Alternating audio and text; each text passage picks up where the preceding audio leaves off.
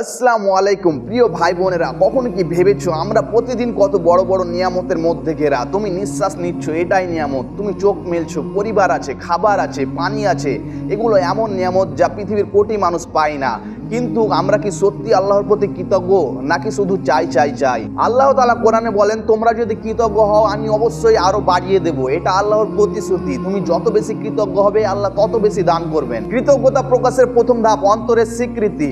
সবচেয়ে আগে নিজের হৃদয়ে স্বীকার করো তোমার সব নিয়ামত আল্লাহর কাছ থেকে এসেছে। তোমার সফলতা, তোমার স্বাস্থ্য, তোমার পরিবার সবই আল্লাহর দান।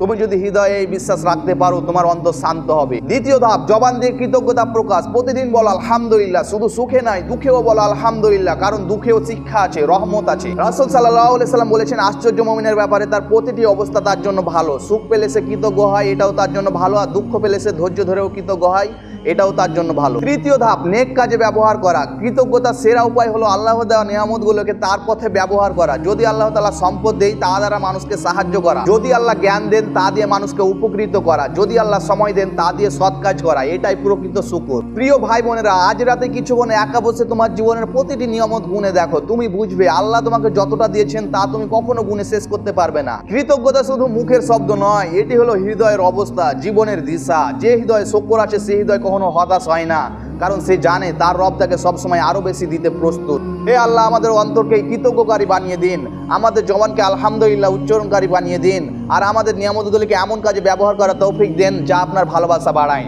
ভিডিওটি যদি ভালো লাগে অবশ্যই ফলো করতে ভুলবেন না এবং সাদকায়ে জারিয়া নেকির উদ্দেশ্যে ভিডিওটি শেয়ার করে দিন।